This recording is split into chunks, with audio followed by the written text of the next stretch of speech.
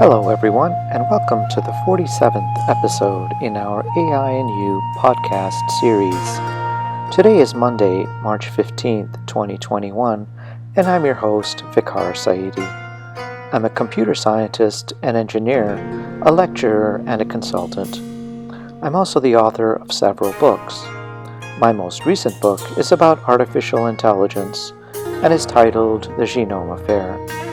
The Genome Affair is a speculative work. It examines what the world might be like if some of the more extraordinary capabilities forecast to be realized in AI over the next 20 to 30 years were actually realized today. Given the growing list of frightening existential threats humankind now faces, the book pays particular attention to the impact AI is expected to have on world affairs. The book is available in ebook format for those who prefer to read on a digital device, but it's also available in a high-quality paperback edition. The Genome Affair is available on Amazon, so I hope you'll take the time to read it and to leave a review. Amazon book reviews are very helpful for writers. I'm very interested in how science and technology influence world affairs and the big questions facing humankind, studying at the confluence of the great disciplines of human history, political science and thought, international affairs, science and technology, offers a deep understanding and pedagogically important lessons of how advances in human endeavor have influenced and impacted civilization. I'm available to give talks on artificial intelligence and its related technologies and on the impact AI is expected to have or is already having on our world. If you'd like to get in touch with me to arrange a web-based event or consulting meeting with your company or organization, you can find my contact info in the podcast notes below. Please make sure to subscribe to my channel, like this video, and share it with others if you find the content valuable. Thank you. And now, on to today's podcast. In our last podcast, episode 46, I spoke about whether AI-enabled surveillance can be an important tool to contain xenophobia and other dangerous personality traits within society. In today's podcast, episode 47, I'll talk about whether AI will favor authoritarianism or democracy. Let's get started. The word democracy comes from two Greek words, people, demos, and rule, kratos. Humankind's experimentation with the notion of democracy as a form of governance, an ideology based on the inclusiveness and representation of citizens in their own welfare, was first realized in the city-state of Athens about 500 BCE, or 2,500 years ago. It was a noble effort rooted in the Greek idea of humanism, which recognized the primacy of human feelings and agency above those of the supernatural. But this experiment involved only a small segment of the society. No women, slaves, or children were included, and so only about 10% of the population took part. A similar effort was made around the same time in the Roman Republic, but this was significantly biased in favor of the society's elites. Both initiatives were eventually eclipsed by a return to authoritarian rule, a system of governance that has been in place since the beginning of civilization, approximately 10,000 years BCE.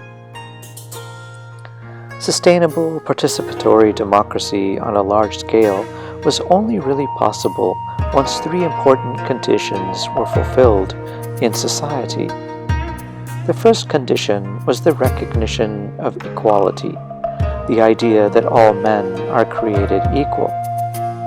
From the U.S. Declaration of Independence, we have the passage, "We hold these truths to be self-evident, that all men are created equal, that they are endowed by their Creator with certain unalienable rights, that amongst these are life, liberty, and the pursuit of happiness. The second condition was the realization of mass communication with and across society. And the third was the ability of the society to be educated to the point where they could read and understand the issues facing them to a sufficient degree. In other words, the electorate would need to be literate. Once these three conditions were fulfilled, representative governance could be undertaken on a large scale. Nevertheless, it would eventually take more than 2 millennia following those first experiments in Athens and Rome before democracy could take hold in the New World. It was only in the late 18th or early 19th century that all three of these conditions were met in America and soon after in Europe. Following the Renaissance, the Scientific Revolution, and the Enlightenment, the Western world was prepared for a new form of governance. With the arrival of the Gutenberg printing press in towns and cities across the Western world, people were abandoning their irrational superstitions of the Dark Ages and becoming more logical in their thinking. They were tired of tyrannical rule and the notion of the divine right of kings to oppress them. The people had grown weary of clerics, priests, bishops, cardinals, and popes, and the irrational explanations they offered for all that troubled the ordinary lives of the peasantry, and the lack of effective solutions the clergy could offer. The society was ready for a new, modern way forward, and this eventually gave rise to liberal democracy. But today, democracy is being undermined by a strategic attack on these very same critical underlying conditions that make participatory government possible. Although information is abundant and freely available, unlike any previous time in history, it is becoming increasingly difficult for many citizens to discern between objective facts and reality and what has come to be known as fake news. The elderly and those with limited education are particularly vulnerable to this problem, as they find themselves repeatedly taken in by conspiracy theories and strawman arguments constructed by demagogues and those that pine for the return of authoritarianism and fascism. These vulnerable citizens then go on to perpetuate these falsehoods widely across social media and propagate a crisis of trust. We are now living in an age in which objective truths are no longer discernible within the electorate. If a person believes certain things are true, despite overwhelming evidence to the contrary, then they hold that it is their right to do so. If they believe an election has been stolen, despite indisputable contradictory evidence, they will do so anyway. We are simultaneously experiencing a decline in investment in education, and consequently, polling data tells us that increasing numbers within society have a very poor understanding of how a participatory democracy works. This is further exacerbated by the increasing complexity of issues that have a direct impact on people's lives.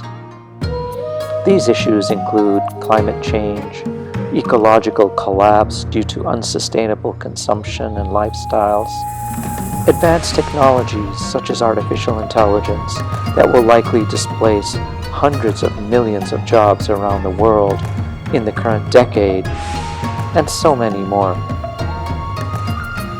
There are unique times in American history when the U.S. government has been able to respond to the society's need for change very quickly. Important recent examples include the New Deal achieved during the FDR presidency in the wake of the Great Depression, and the Great Society engineered by the LBJ administration in the 1960s. But both FDR and LBJ held a 66% majority in both chambers of Congress, so they were able to move quickly. But in normal circumstances, America is, by design, deliberately difficult to govern and very slow-moving. This can be extremely frustrating to an impatient electorate clamoring for change, but it also has very significant advantages. The slow-moving bureaucracy that is the U.S. government is virtually impossible to overpower in any attempted coup d'etat.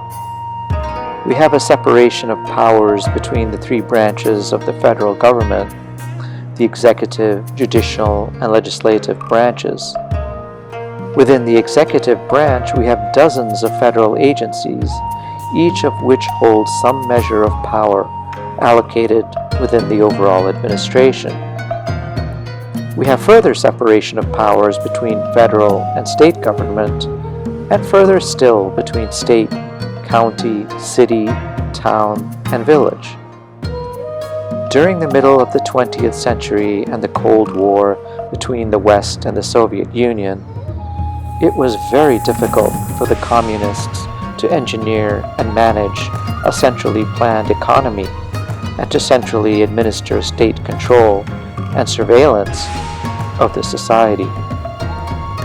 But with the awesome power of artificial intelligence and its ability to enable state surveillance of every citizen during every moment of every day, China is demonstrating that 21st century authoritarianism is far more effective and manageable than its 20th century predecessor. The notion of humanism, or the belief that all men are created equal, is not widely accepted in these authoritarian societies. Books, film, literature, and news media of all modalities are state-controlled, and AI is an excellent tool to monitor and regulate them, and also to monitor and regulate how the people are behaving. This makes authoritarianism far more effective than it has ever been in human history. But the problem for authoritarian states in the 21st century is that even though AI and other Fourth Industrial Revolution tools make them so effective in their ability to centrally administer the economy and control society, the very same tools can be used to great effect to bring them down and replace them. In fact, the hallmark of authoritarianism has always been the consolidation of power in a few hands and a few key organizations.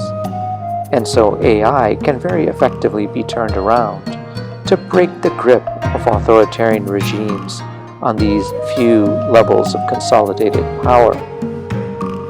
At the same time, the highly decentralized nature of participatory representative democracies help them maintain a near impenetrable defense against AI when engaged in an attempted coup d'etat.